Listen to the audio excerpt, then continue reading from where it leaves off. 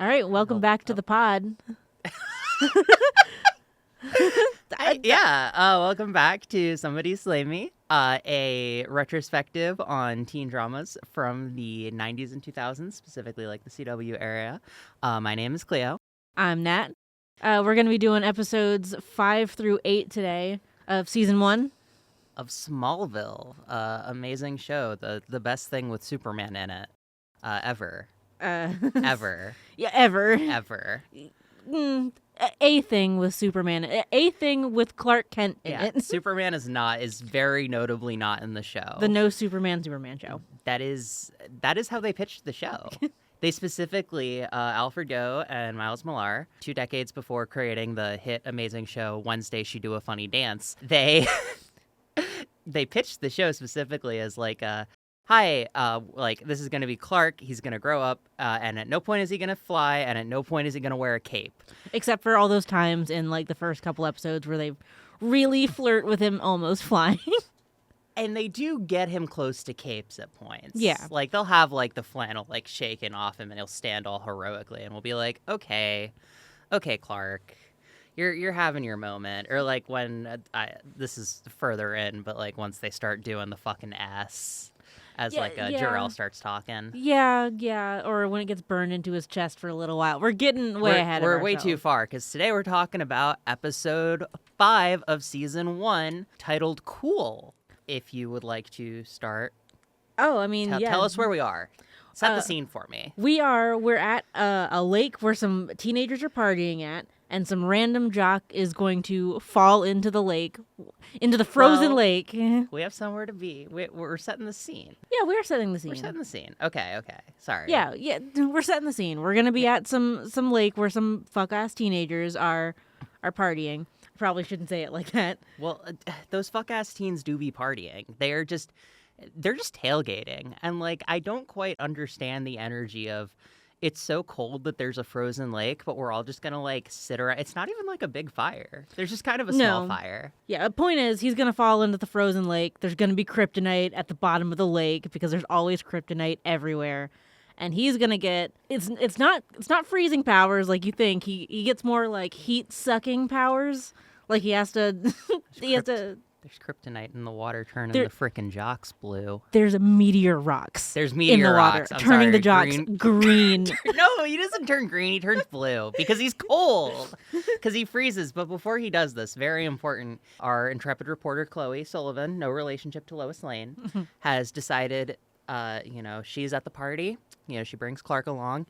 And the jock, who will eventually fall in the lake and turn friggin' blue, is hitting on her. And she gives him her number.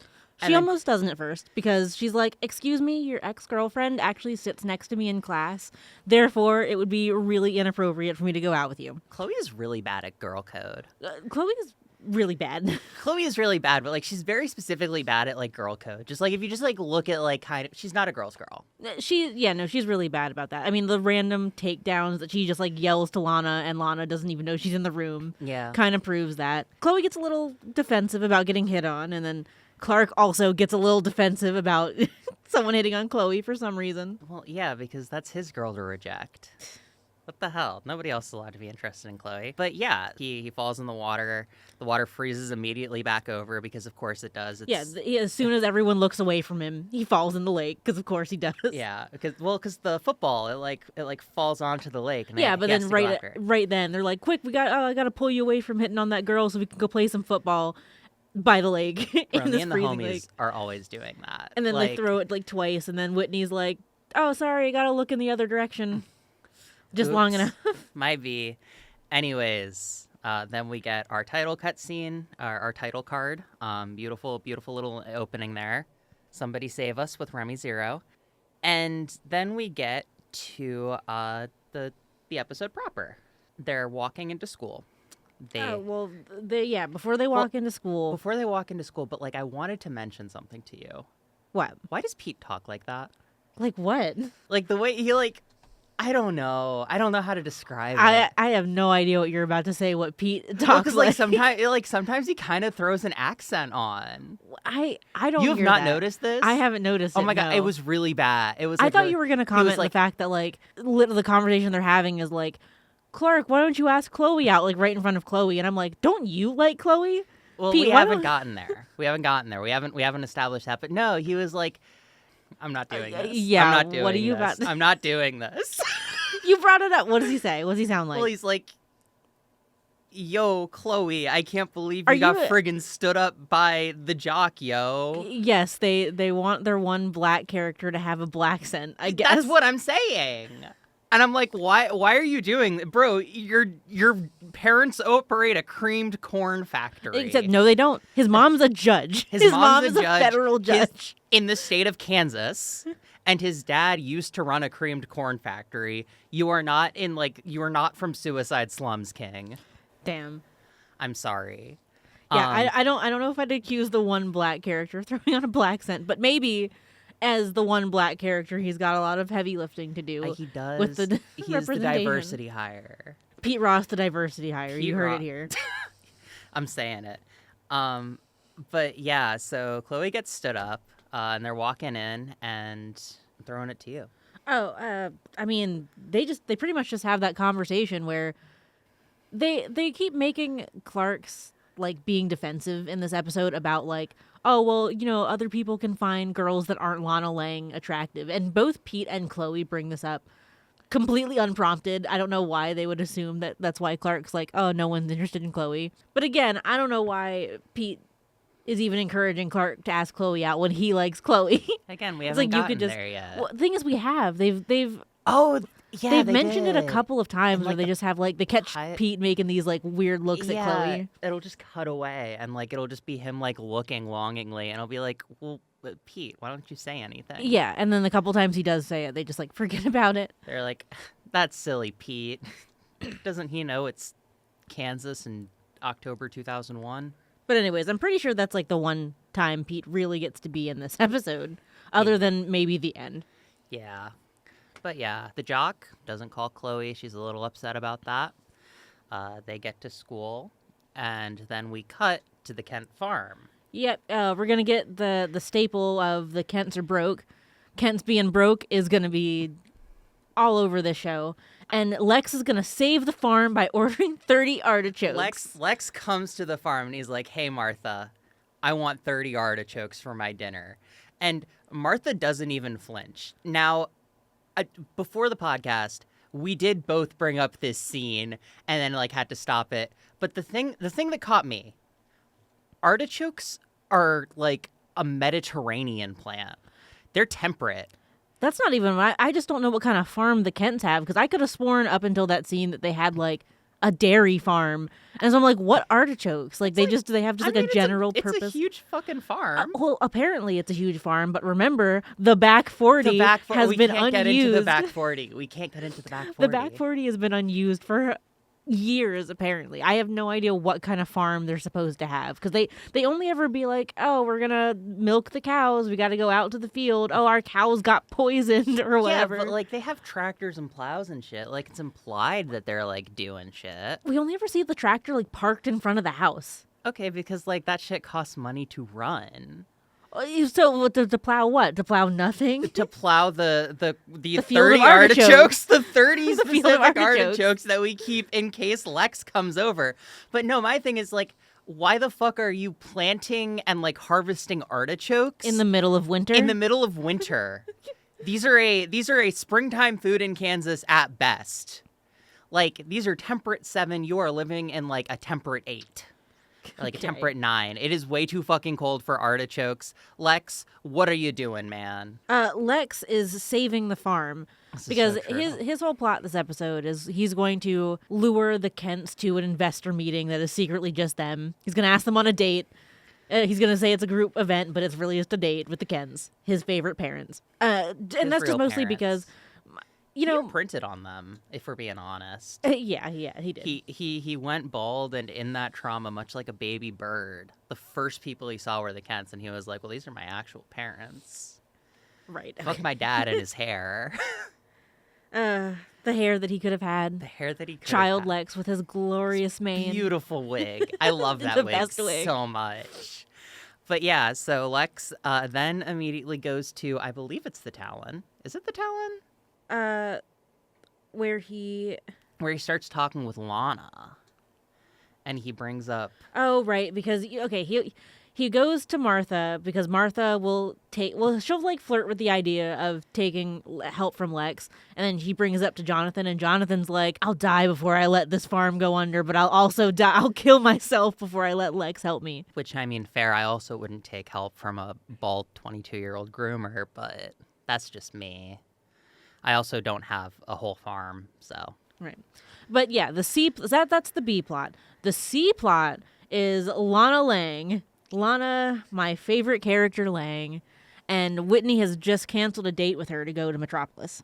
No, they were gonna go to Metropolis, but the game's on, babe. The friggin' game's on. It's the boxing match, right? Oh yeah, it's the boxing match. It's pay-per-view. Yeah, it's the pay-per-view match. And I already gave him the money for the pay-per-view, and I can't just not go watch the pay-per-view to spend time with my beautiful girlfriend Lana Lang. So he's like, so sorry, babe. And Lana's doing the nice girlfriend thing of no, it's fine. I didn't even want to go to Metropolis. As she's looking at all the things for Metropolis. Yeah. So Lex then runs into Clark immediately and is like, you should take Lana to a Radiohead concert, which I just thought was funny because I love how Lana specifically was like, I'm so excited to go to the museum. And then as soon as he gets outside, he's like, you should take her to a concert. I love how, no, it's because Lex specifically had these Radiohead tickets that he realized he set up the Kent meeting and he's like, shit, I got to get rid of these fucking Radiohead tickets somewhere. Clark. Yeah, I don't know go why get your girlfriend. I don't know why he already had the Radiohead tickets in his pocket. He was so ready. He was so excited. He was already on his way over to the Kent farm. He has the vinyls lined up. He's the biggest Radiohead guy. He's a real Radiohead himself. Honestly, Lex is the worst wingman. He tries. He's really at this point where he's like, I'm going to do something nice for Clark and I'm going to make the girl that he likes like him. But he's not subtle about it at all. He'll just walk up to Lana and be like, you're with the wrong guy. Yeah, he's not subtle about it. And also he comes off as kind of a groomer. Because, it's both, hey, I want you to get with my friend, but also, if you don't want to, I'm also here. But he's bald, which makes him relatable. Okay. He's bald, which makes him an outcast. Hey, that's not till next episode that he starts talking about his trauma flashbacks of being... about how hard it is to be bald. Yeah. I think I have that written in the notes somewhere. Fair enough. Lex goes on one of his bald guy speeches. Yeah, he does do that a lot. It's because they have to rely on him being bald for anytime they need to be relatable, they have to be like, oh, he was bullied as a kid for being bald, up until they give him real trauma to go through. They give him actual they're like, also your dad was kind of a freak, but it's whatever. So Clark goes to ask Lana and is like, hey Lana, it's me, Clark Kent.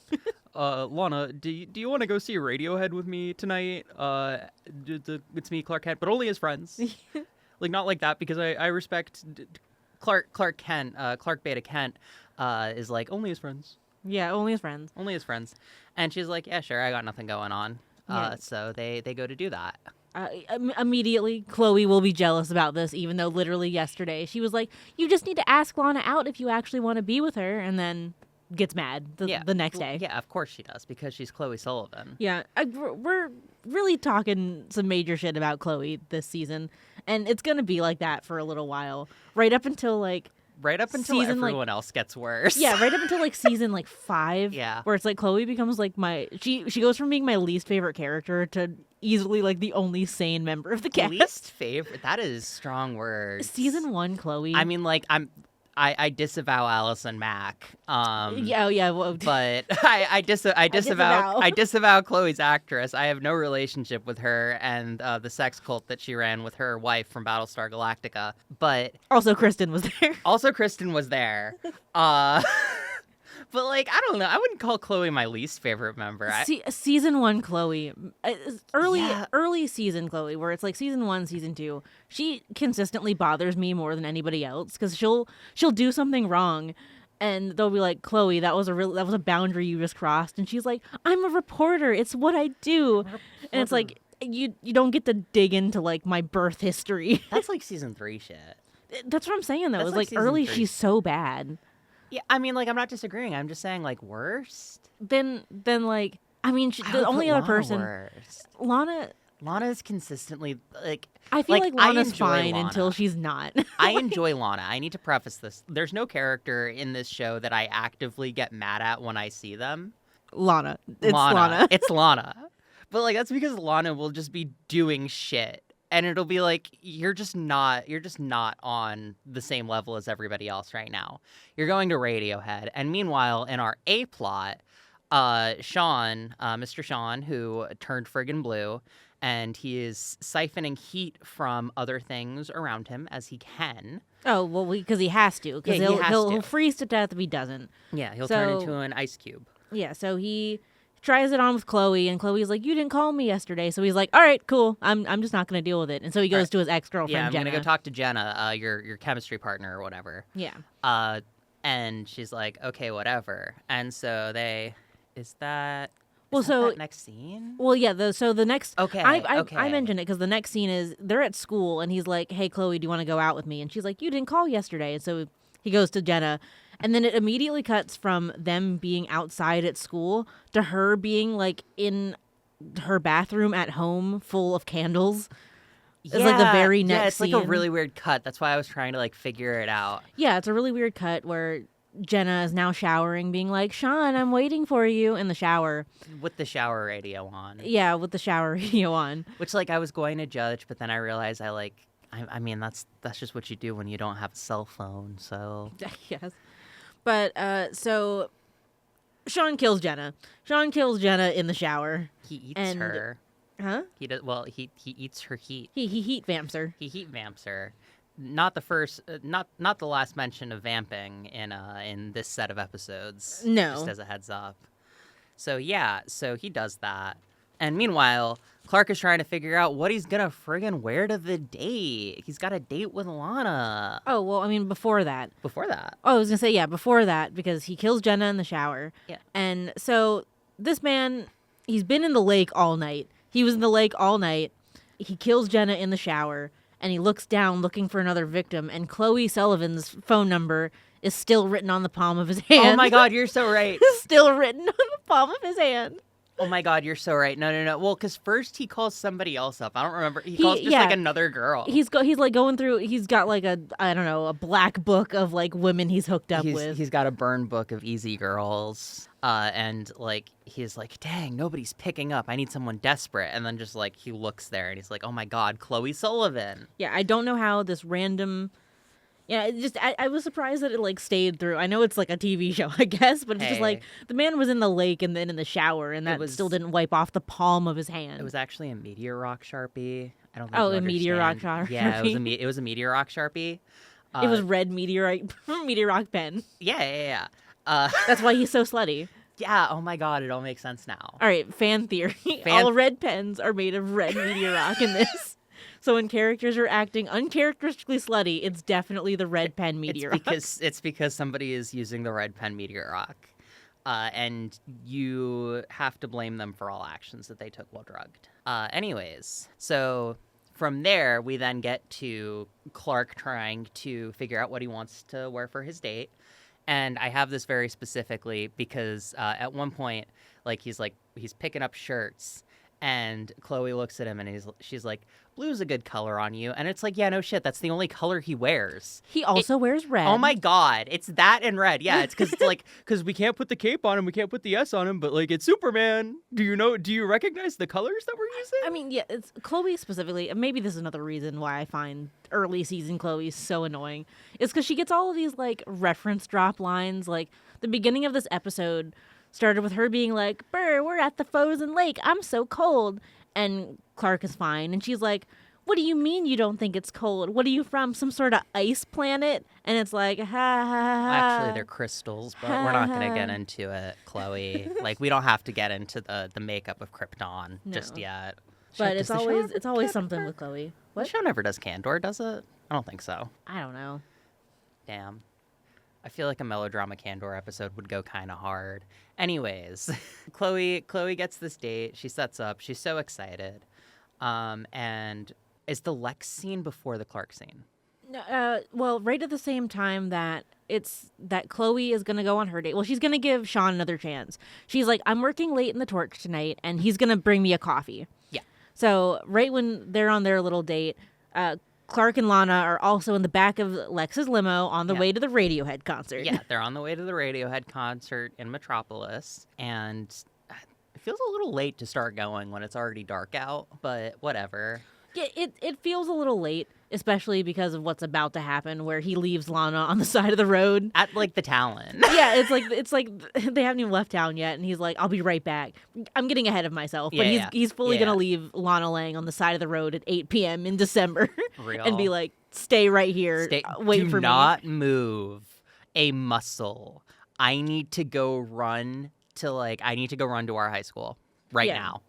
And he needs to go run to the high school because they just, in the back of the limo, they saw the news broadcast. They found Jenna's body. Yeah, and they somehow connected that directly to Sean. I guess because they were just like, that's her ex, and everyone saw them in the middle of Okay, but also school. she was frozen. Like, I don't know. I'd be looking for Mr. Freeze. Well, yeah, I'd be like, try to find the guy in the penguin suit. Like, or not the penguin suit, but like in like the snowsuit. Right. Like my instinct isn't like, oh yeah, her ex-boyfriend. Like the girl is a popsicle. Yeah, it's not a normal crime. Well, yeah, she fucking broke too. Oh yeah, she like shatters like glass. Like, what do you mean? The shards of your girlfriend were found on her bathroom floor. We think you might have done something. He's connected. I do love how just everybody in this show has like the most amazing deductive reasoning. We will get into it in a later episode. I was gonna say the other episode that's exactly like this one has Chloe doing all the heavy lifting. Yeah, where she just like puts 3 pieces together and just completely recites the plot of the episode. It kind of rules. I adore it. So Sean, he tries to attack Chloe. He like tries to steal her heat. Yeah, she catches her at the Talon late at night, even though she's at the torch. Even though she's only 15, she's working on the school newspaper well into the night. The school newspaper is very important business. Everybody reads it. Yeah, lures her to the murder pool. Yeah. Feel like nothing good ever happens in the school pool. Why do they have a pool? I guess because they have a swim team. Okay, but like that doesn't mean that you need a fucking pool in your school. I mean, where else are they gonna go? They're a public pool. Well, do they have one? It's Smallville. It's Smallville. I think they would have a public pool before they had like a swim team. That can support the swim team, though? Yeah, it can support the swim team. It can support everybody. There are like 12 people. There are like 12 students at Smallville High. It's fine. And one of them's Whitney. Okay. He doesn't know how to swim. He doesn't know how legs work. And that's why we love him. Are we just putting himbo on Whitney? Is that a curse we're putting on him? He is a himbo. Babe, I can't go to fucking Metropolis because I gotta watch the game. You don't understand, babe. I already paid the $5 in for the game. The next series of episodes are kind of gonna be like that for me, where like Lana's like planning her party and she's like, I don't care about my birthday party. I just care that my boyfriend gets into Kansas State. Oh my God. That's all we're getting ahead of ourselves. We don't need to get into the Lana Whitney age gap discourse that I am now coining. the hashtag problematic relationship. Meanwhile, while this is happening, the Kents go to Lex, and Lex is like, surprise, I threw this dinner for you. All 30 artichokes, we're gonna eat them together right now. Yeah, so just actually, in a dark did room. he order 30 artichokes as a cover for his party? Yeah, the party that he threw exclusively for the Kents. Well, right. So I think he just eats a lot of artichokes. Those were personal use artichokes. Yeah, they weren't even personal use artichokes. Those weren't even for the party. Yeah, sorry. These are actually for me. But yeah, because this was all a setup to try and give Jonathan Kent money, which Jonathan Kent gets very angry at because Jonathan Kent does not believe in the welfare state. No, yeah. Well, Martha's willing to accept some help. Jonathan's like, I will eat broken glass before I accept money from Lex Luthor or from anybody. And Lex is like, that's funny because your daddy was on welfare. My daddy would never be a welfare queen. What the fuck? Yeah, no, this makes Jonathan real upset. Yeah. So, right, we're about to get to a scene where everybody somehow ends up at the Luthor mansion. At the Luthor mansion. So it's because Lex has called John and Martha for like that fake party that's actually just like, I want to personally invest in your farm. Yeah. How does Lana get there? So Lana was left on the side of the street by Clark. Whitney came and found her And so Whitney and is then giving they- Lana a ride Yeah. home. And they hit Sean. Yeah, and then Whitney gets into a second car crash of the series because they almost hit Sean, Ice Boy, sitting in the middle of the road. Iceman, wait, yeah. fuck, that one's taken. What? I was trying to give him a name. Oh. Iceman, but that one's taken. Yeah, Iceman's taken. Captain But yeah, Cold's they taken. crash right outside the Luther mansion. So now they're also there. Friezo. Don't call him Friezo. Friezo. Is dangerously close to Frozone. But anyways, yeah, so now they're in the Luther mansion. Sean is nearby. Clark does his little super speed run. And he gets there and Sean's like, "Oh man, I'm gonna take your heat now, Clark." And so he does that, but because Clark is, powered by the red sun of the earth, or the yellow sun, I misspeak. Yeah. The red sun of Krypton, the yellow sun of the earth. Because he's powered by the yellow sun, he has more heat or whatever, so he breaks out and he comes back. And meanwhile, Sean is descending upon the Luther mansion. And it's like a fucking Resident Evil game in which it's the power went out. I need to go check the generator. Yeah, it's exactly that. It turns into Clue. They're all just running around the mansion. Sean seems way too into killing Martha Kent, though. Okay, well, because I have it in my notes. Because, he goes to try and kill Martha Kent, and then Clark intervenes, and he goes, "Dude, your mom's hot." Yeah, I was gonna say first unnecessary thing. He's been super powered for 2 days, and he's already so willing to kill Martha Kent. But also, he thinks this fully 45-year-old woman is hot, and is like, "You know what, Clark? I think your mom is tasty as hell, and I'm gonna murder her." Annette O'Toole is a beautiful woman. I love Sure, her. but this guy's supposed to be 15 years old. Okay, and you never... Annette O'Toole is a beautiful woman. Annette O'Toole is beautiful. I don't think that I'd be I don't think I'd go to her child and be like, "Man, your mom's smoking hot." I mean, just to fuck with him. It feels like something that would piss That Clark felt genuine. That felt off. genuine. It was genuine. It was from the heart. I feel that. Maybe that's just me projecting, which is something I never do to these characters. No, not at all. I Not- don't believe in projection. Everything I say is objective. But anyways, there's a brief scuffle. Sean gets thrown into the lake. The and- not frozen lake. The not frozen lake, but then it freezes around him because we're doing the Smallville thing where the villain kills themselves with their own powers at the end of the episode. Everybody has to die. It's very nice and neat, and then we don't have to go to Belle Reve. Right. No one died. No one goes to Belle Reve. That's a good Smallville episode. Yeah. We don't get many of those. Yeah. What would you rate it? I've been giving a kind of loose rating to these. This has been a C-. A C-. Okay, well, this is awkward because I gave this batch of episodes star ratings. Okay, what? I gave them stars. Maybe I should convert those to grades. I gave it a 3.5. That's That's the C- of stars. yeah. I think season 1 has a lot of these bang on average kind of episodes. They're still finding its footing, so they're monster of the week type. Yeah.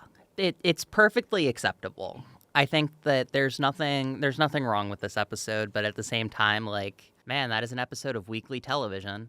Anyways, on to an episode of a week later television. I actually do want to say that at the end of this episode, they mentioned that Jenna gets a memorial. They stopped hearing about these NPC deaths so fast. I'm really surprised that Jenna got a memorial service. I actually have a note about this in one of the later episodes for this session. Really? Yes. Okay. It's in the special episode. Okay. Well, yeah, Jenna gets a memorial service, something that is not usually granted to randos. Yeah, which is honestly heartwarming. Shout out Jenna. Honestly, Jenna's the MVP of this episode. I also had a comment about the fashion in this episode. Oh my god. I'm not even talking about the extra kid, although I could. We could talk about the extra kid, the poor guy, the poor Asian actor that they put in this racist t-shirt. It's kind of wild, but it was 2001.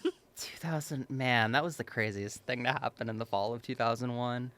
Yeah, that the worst thing to happen in fall of 2001 was putting this kid in a shirt that said rice eater. That's pretty bad. Fucking insane with the caricature too, though. Yeah, no, it is. They should be jailed. That is criminal. It is insane. It is criminal that they would do that to a poor child. I hope he gets residuals. He probably Now my other doesn't. comment doesn't even seem nearly as... What's the other comment? Well, not yet. Well, no, like that was wild. I was just gonna say like Chloe Sullivan's dedication to wearing green eyeshadow no matter what she's wearing. Oh, I kind of fucked with it. No, it's a iconic for statement. sure. It's a iconic for sure. statement. I kind of like. I was tempted to put on green eyeshadow Just for this? in solidarity. Maybe next time. No, next time I am. Next time I'm wearing green eyeshadow. I'm gonna remind you. You better do it. I'm doing the Chloe Sullivan. I'm gonna show up and like in my yellow sweater and my green eyeshadow, and it'll be beautiful. Anyways, season 1, episode 6. Did you want to set the stage or shall I? Okay, so episode 6. It's called Hourglass, and all of our teenagers are doing community service for I don't know what reason. They're just doing community It's Smallville service. Community Service Week, where all the Smallville children, the boys and girls of Small, have to. Meaning, like, are you making this up on the spot right now? Of course I am. Okay, that's not what the episode's about. It's about community service. The A plot is going to be Lana's person she's got the freak of the week. And the B plot is going to be Pete and Clark and their blind woman named Cassandra who can see the future. So to set the stage, we enter with Clark and Pete walking into this old folks' home. And they are discussing, the fact that they will be reading to the elderly, which is interesting. Pete, makes a mention and is like, we could be, lifeguarding for the fucking girls' swimming team. And Yeah, I don't know what kind of community service that would have been. It's also funny because Pete's the one who volunteers at that, youth crisis shelter later. But right now, he's like, fuck these old people. I don't want to volunteer. Well, I don't want to volunteer for old people. I want to volunteer for young people. For hot, depressed young women. Exactly. I want to get on the suicide hotline with the alt baddies. Lana called. I mean, Lana did call. Lana called. We're getting way ahead of ourselves. But yeah, so Pete's like, I don't know why you friggin' brought me here, Clark. This is so lame. And then Lana shows up and it's like, oh, okay, well, this all makes sense now because Clark is a freak. So Clark and Pete go in to read to Cassandra, and she can see the future. Yeah, she got blinded in the meteor shower, and that gave her the ability to see the future by touching people. And this is gonna be the B plot because she's going to tell Clark that someone very close to him is going to die. And she's seen him in tons of, she kind of knows that Clark's got powers because apparently she's touched a bunch of other people and seen him in their futures saving them. That feels kind of weird. I don't understand why that's the thing she keeps seeing. It's kind of giving a Madam Web and where she can see the future, but it's only Superman related. Is that how Madam Web works? That is how Madam Web works. Madam Web, she can see the future, but it's only spider-related futures. It has to be Spider-Person related, but she can see the future. Okay, it's like that. He talks to Madam Web, and she tells him that he is a savior figure in pretty much everyone's lives. Holy shit. Madam Web's name is Cassandra. Is it actually? It is! It's Cassandra Webb! Oh, well, okay. I was going to say it's a very on-the-nose name anyways, being ooh, Greek mythology, Cassandra. Yes, so yes. it's just it is not the creative, first, but... It is one step removed from naming your character Oracle of Delphi, Yeah, okay, so from now on, imagine this character is being played by Dakota Johnson. Hell yes. The entire time she's just staring at a bowl of limes, but she can't because she's blind. Okay, we need to get back on topic before this becomes a Madam Web discussion. Okay, so the A plot. The A plot is Lana's old person.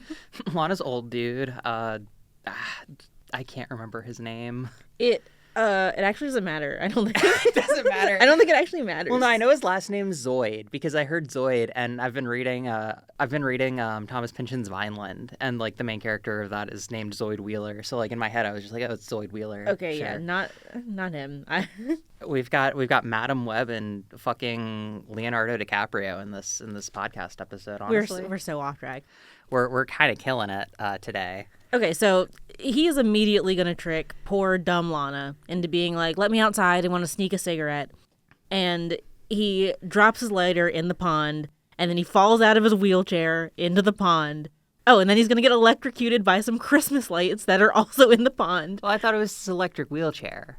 I thought the wheelchair was electric, and that's what was electrocuting him. No, I don't think the wheelchair didn't fall in. It was the Christmas lights that had like fallen into the pond because they were like lining the edge of the bridge that he was on. Was it seriously that? Oh my god, Yes, that's so it was stupid. literally that. It was Christmas lights. That's so fucking stupid. But anyways, there's also some meteor rocks in the pond, and combination of Christmas lights and meteor rocks and water, because half these people fall into water contaminated with kryptonite. We are on episode 2 in a row of the meteor rocks in the water are turning the frickin' people into freaks. Yeah. Okay. Oh, but that makes him his power is he gets younger. Yeah, That's he just it. gets turned into like his like 18-year-old self or whatever. Yeah, he gets to be young and hot again. Yeah, so like he gets out of the water and he's like, "Whoa, I'm hot. What the hell?" And then that title sequence, and then we jump to. I don't know if we jumped anything. Hold on. I think we jumped to the burger shop. Even though one thing I did want to mention really quickly, because I noticed it on my most recent rewatch of this episode, when Cassandra's reading the Braille book in like before the kids come in, her finger is fucking glowing like E.T. Oh yeah, like It's just like. she needs the light to keep her place. Yeah, like literally. And I'm like, bitch, it's Braille. And she's blind. She can't see it.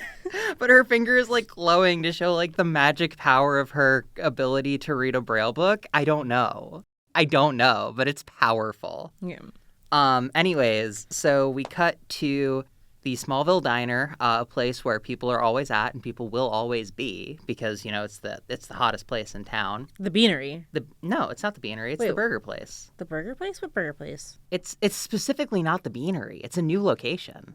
I don't remember there ever being a burger place. Yeah, because it only shows up in this episode. Oh, okay. It only shows up in this episode. So Zoid, or whatever the fuck his name is, shows up in the Beanery. Freakazoid. Freakazoid. Ooh, I like that. I like that.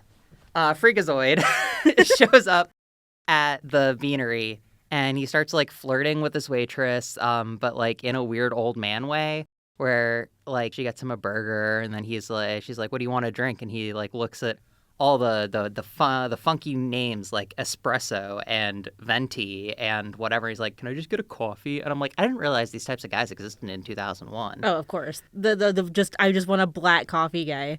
I just want a black coffee made from beans. And I'm like, shut the fuck up, dude. Yeah. But anyway, so yeah, the deal with this guy is he is a concert pianist and also a serial killer. Everyone knew this. Everyone knew he was a serial killer, but nobody cared until they were like, he went missing at the retirement home. I mean, in all fairness, he was in a wheelchair. Like, what the fuck do you think he's gonna? You can just push him over. Well, now he's gone missing. He's not gonna serial kill me. Like, this isn't like a Jeff the Killer. He's not gonna Jeff the kill me. Okay, well, now he is, though. Yeah, now Freakazoid is, gonna Jeff the kill me. We'll get there. So Chloe, Clark, and Lana walk into the burger place, again, a famous place. And they, like, sit down, and Lana's just, like, despondent because she lost an old person somehow. And she's just like, I don't know how I lost him. And honestly, same girl. Anyways, I have it here in my notes. Explicitly, like, in the line, like, they're talking, and Freakazoid overhears them and is like, oh, I'm just here, like, where all the cool kids congregate. And then Chloe goes, well, we congregate here often. Oh, yeah. And it's like, no, you don't. You've never been here before. You've never been here. Anyways, cut back to B-plot. Clark is home, and he's very scared. He's very spooked out because somebody he loves is going to die very soon. Also, he saw the visions. That's like a bonus power that Clark gets. Like, usually she just sees the visions, but she touched him, and they both saw it, so he's, like, freaked out that he just saw his future. Yeah, well, it's a secret Kryptonian power. So he goes to his parents, and he's like, Mom, Dad, I'm really scared because, like, this old lady who says she can see the future told me somebody's going to die. And then Jonathan does his thing where he's like, you're so fucking dumb, Clark. No one can tell the future. Yeah, and I'm just sitting there like, dude, last week fucking Friezo tried to, like, take all the heat out of your wife. Like... Well, yeah, no, like, that's what really gets me about Jonathan is that, like, every week Clark is like, I think this guy in my class has superpowers. And Jonathan's like, nuh-uh, I've never heard of a kid with superpowers before. Dude, your son has x-ray vision. I don't know what to tell you. Yeah, I've never heard of a guy with superpowers before. And then, like, 2 minutes later, he'll try to get murdered by him. And he's like, I think that guy has superpowers, Clark. Holy shit, that guy is... Clark, does that guy have superpowers? Yeah, so initially he's like, no, this lady can't tell the future. She doesn't know. And then, like, he approves it immediately that she knows that she has told the future. And then she's like, well, you know what? You shouldn't be seeing this woman anyways. Yeah. You don't need to see her anyways. Yeah, which, you know what? Fair bit of parenting that they're finally putting their foot down with a weird age relationship between Clark and somebody. If only we could do that any other time. Yeah. Speaking of which. Yeah, speaking of, Lex is going to do his thing this episode where he showers a 15-year-old with lavish gifts. Does he do that this? No, it's next episode. That's next episode, because this episode, he's talking to Clark, and because, like, he like, drives really, really sketchy. And Clark's like, you could die doing that. And Lex is like, I don't care. And then, like, Clark is like, well, I talked to a woman and she said she could see the future. And Lex is like, I don't. That's stupid and dumb, Clark. You're weird for thinking that. Oh, and then he goes to go see her. And then he goes to go see her, just to, like, rage bait her. I don't know how else to put it. Because, like, he doesn't want his future seen. He just wants to talk to her. Oh, no, I think he wants to know. I don't know what he wants, actually, yeah. Oh, no, he wants to ask her about Clark. Yeah. He's like, oh, you're close to Clark. So, you know, I don't know. I don't know what his thing is. She just wants to bait him about being a fancy little daddy's boy, though. Which is fair. Like, she doesn't want anything to do with Lex. Which is fair. Refuses to touch him so she doesn't get to see his future. So while that's happening, the old man is still missing. They're still looking for him. And we see Freakazoid, as we've decided to dub him. He goes to this dude's house and just shows up pretending to be like an electricity repairman.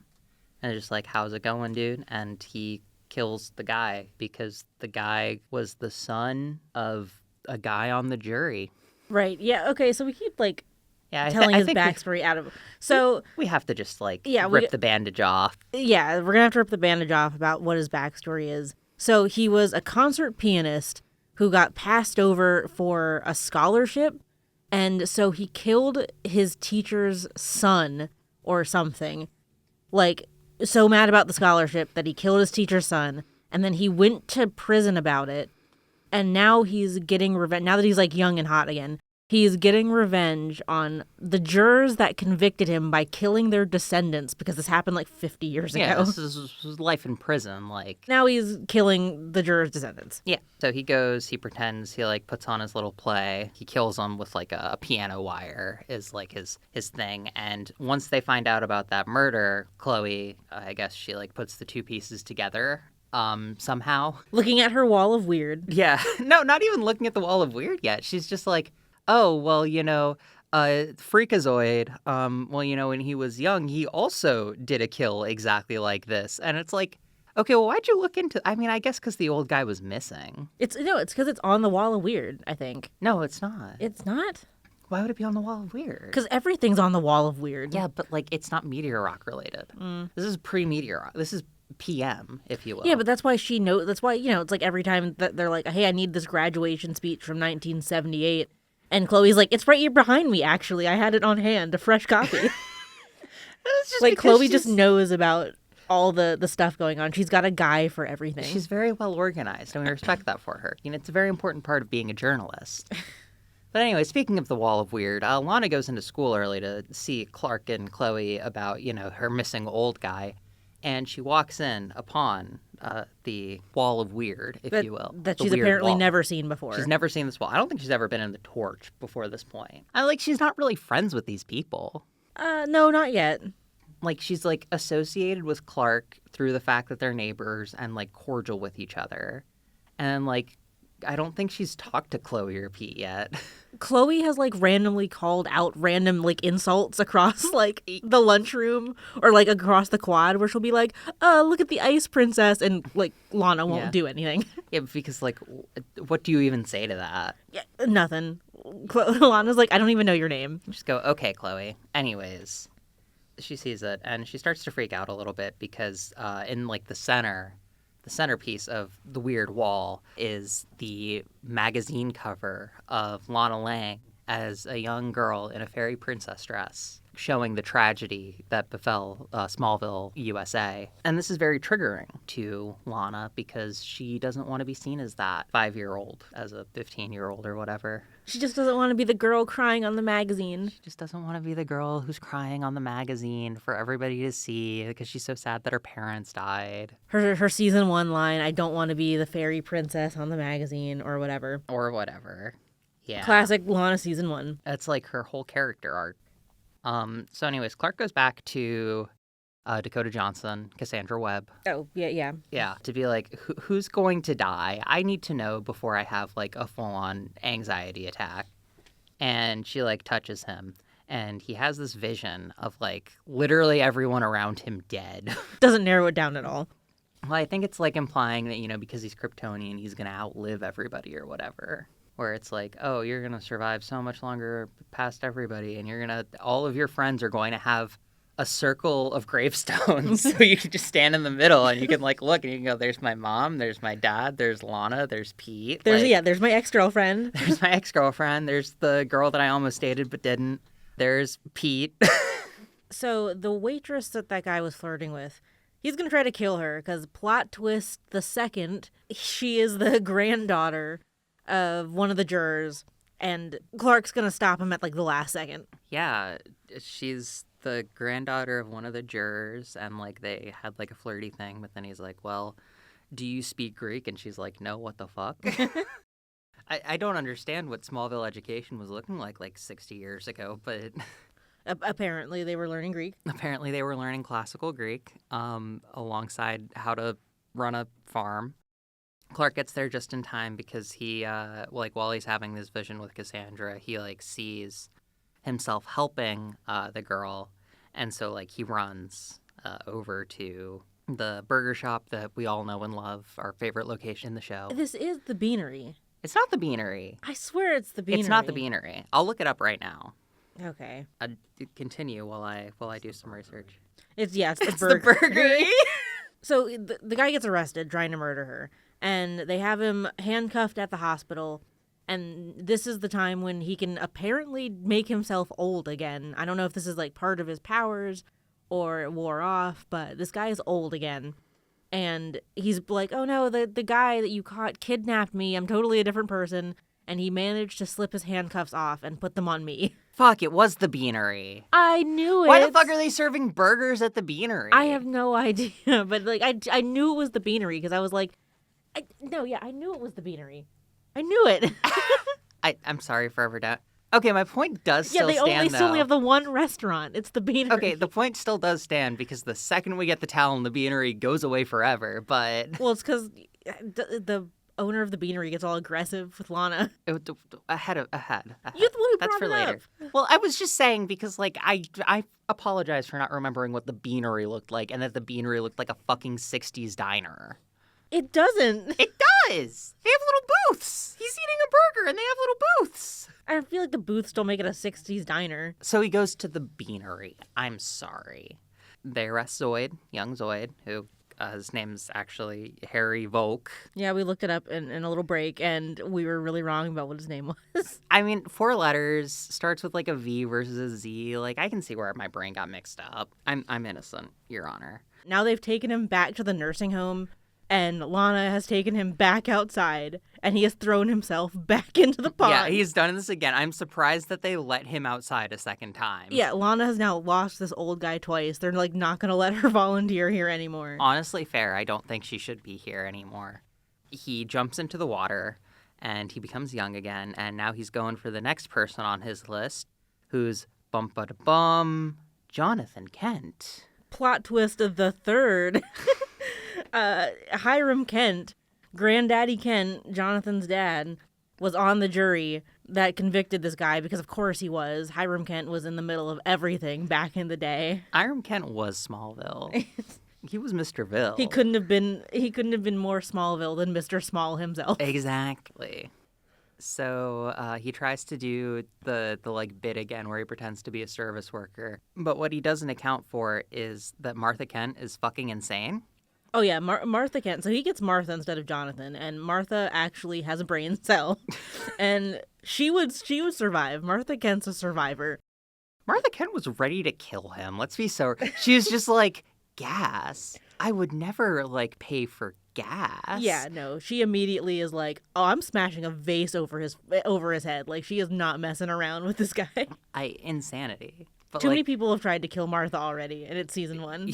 We're in episode 6, and 3 people have tried already. But no, it's fair. It's very funny to me where her first thought isn't to try and figure out what the fuck's going on, but it's just to lie to this guy. Yeah, no. She's ready to kill him, and he's 7 steps ahead, so he's like, whatever, I'll just take you out to the corn silo. Well, no, she runs to escape him, and she runs to hide in the corn silo. Yeah, and he chooses to use the silo as a weapon. Well, no, I think she kicks it. She kicks it? Yeah, she kicks it. No, he's gonna suffocate because he starts holding her under the corn. Yeah, because he's gonna suffocate her. Because she's trying to escape, so she hits the corn to get him to. Yeah, and run. he's like, "Oh, okay, perfect. I'm just gonna suffocate her in just corn. Drown you in the corn," which doesn't work. Clark and Jonathan get to the farm fast enough, and he saves Martha. Harry kills himself by suffocating in the corn. Classic Smallville villain, dying from their own powers, I guess, from being young and hot. Really? Yeah. Really says a lot about society. I mean, last episode that happened too, where the guy went back into the frozen lake and died. Well, he falls into the lake, and then the lake freezes. Even though that's how he got his powers. Yeah. Well, there wasn't meteor rocks in that lake. Wasn't it the same lake? I don't know, because it was the lake right by Lex's house. I mean, how many lakes are in? At least 3. At least 3. At least 3, because there's that one. Well, I guess the party lake could also be the Aquaman lake, but I think that is. Okay. It's the one with the little pier on it. Yeah, but now we're going way too far ahead. Yeah. Aquaman, who's that? Sounds like a meteor freak. Our plots are just about finished, but we have one last scene before we roll the credits. Catching up on Lex at the end, he's barely been in this episode. He's been harassing that old lady to tell his future, and she won't do it.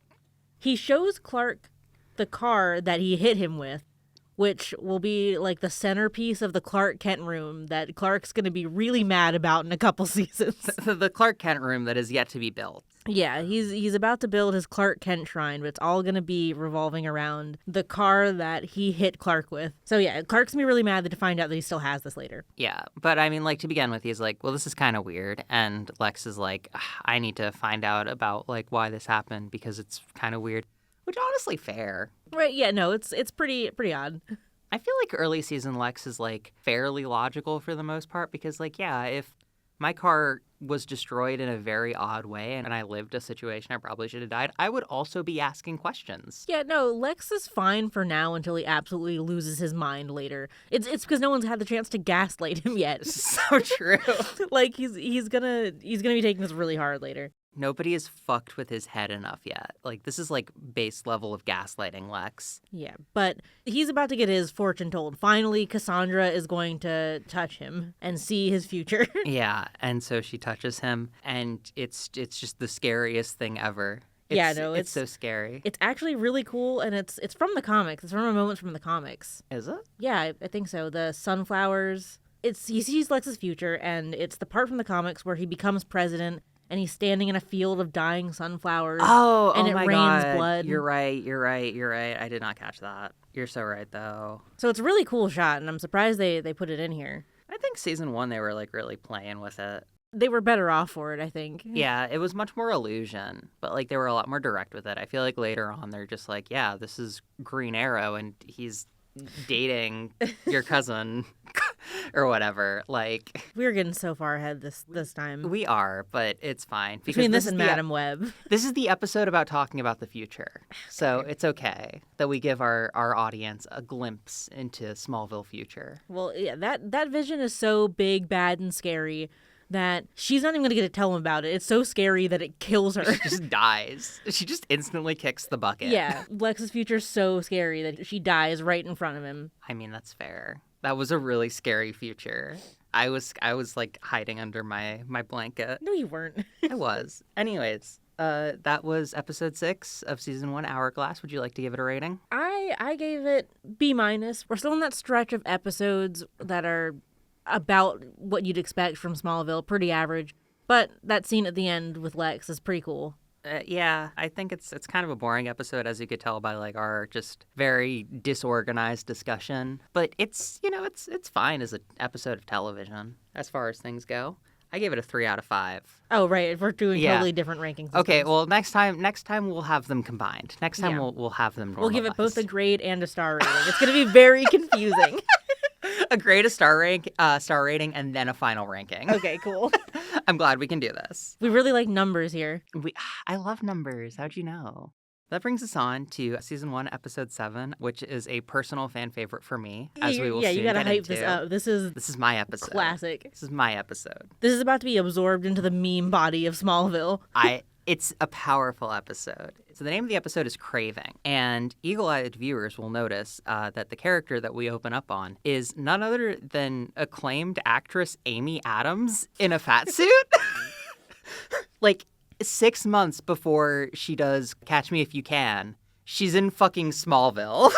And I love her for it. Yeah, the episode is called Craving, but around here it's called Amy Adams doing vor. It's Amy Adams doing vor. I don't know what else to call it. Because she does do that. So we open, and Amy Adams, she's in, like, a really bad-looking batsuit, and she's, like, trying to diet. She's trying to lose weight because it's Lana's birthday party this weekend. It's Lana's birthday party this weekend, and she thinks she's, like, a disgusting fat monster and will become a fat-sucking monster. Would you like to guess do you remember what the scale reads? I do. I wrote it down. I wrote it down, too. I wrote it down. Because that's insane. Yeah, so they have Amy Adams in this fat suit. It's not even like a very big fat suit, but she's just kind of chubby. And she's like, I'm horrible and disgusting and a fat monster and it's terrible. And she gets on the scale and she's 168 pounds. It's so great. It's great. Yeah, genuine Y2K fat shaming. She is 168 pounds and like, she's like actively getting bullied at school because of how apparently like horribly overweight she is. In the episode, the football bully calls Pete like a chubby chaser. The episode description says this is a Pete episode, and it's not really. He just is tangentially a part of it because it has a kind of relationship with the main girl, Jody. Amy Adams. We can't call her Amy Adams the whole time. We can call her Amy Adams. Her name is Jody. Can and we will. We just spent an entire episode calling a woman Madam Web, so... That's true. Madam Web and Void, which is not his name. Zoid! Zoid, oh my God. His name was Volk. His name was Harry Volk. I can't believe you're disrespecting my piano string serial killer. After all that, and I gave it up. I guess Amy Adams' character, she's like, kind of smart, so she's helping our main Torch gang, like, study. And, Clark's usually there. But today, Clark is helping with Lana study because Lana is getting her party ready. And Aunt Nell is really excited for her party. So Aunt Nell's really excited for this party. They're having it at the Luther Mansion because they're cool like that. Lana and Nell and Lex all get together and they're cool like that. Yeah, I mean, Lex just loves throwing parties for minors, let's be real. Yeah, and that's why Jody's going the whole mile where she's cutting figures out of magazines for Thinspo for her party. She's like sworn off solid food, so she's drinking like these green smoothies all the time. These green meteor rock smoothies. It's important to know. The extra green. The extra green, the double green. Because her family has a greenhouse, and they were like, oh, what are these pretty rocks on the ground? I'm sure they'll work great as fertilizer for my garden. They'll add great nutrients to my ground. I feel like that's the one thing I wouldn't do. Is just add random rocks into like my fertilizer. No, I don't know. Like, it's the thin Smallville logic where they're like, kryptonite's literally in everything. Literally thin. Okay. Look, she's a fucking whale. She's 168 pounds. I can't support this. Like, I don't know if we can say that. I don't know if we can say that. Dear listener, this was a bit. Dear listener, body positivity. You're beautiful. Your scars make you beautiful, or whatever that one song goes. Okay. So while this is happening, Lex Luthor is in the mansion and he's having a physical done, and his doctor, he like stops and is like, well, you're looking really good, but you got a lot of white blood. Oh, the white blood cells? Yeah, you just got too much white blood. Okay. My friend. This show is going to kind of hint at Lex sort of having some sort of like health-related meteor rock powers that are like latent for some reason. Like just a very mild healing factor that also makes him bald. Yeah, but it cured his asthma as a kid. Cured his asthma, made him bald. Would you take that trade-off? Yeah. I do it. I mean, yeah, you can wear a wig. Yeah, well, not Lex. Lex is going to base all of his trauma over being bald. Yeah, I know. We're going to get into it in this episode, into his bald-related trauma. But yeah, anyways, so before the credits, we do get one more clip of Amy Adams.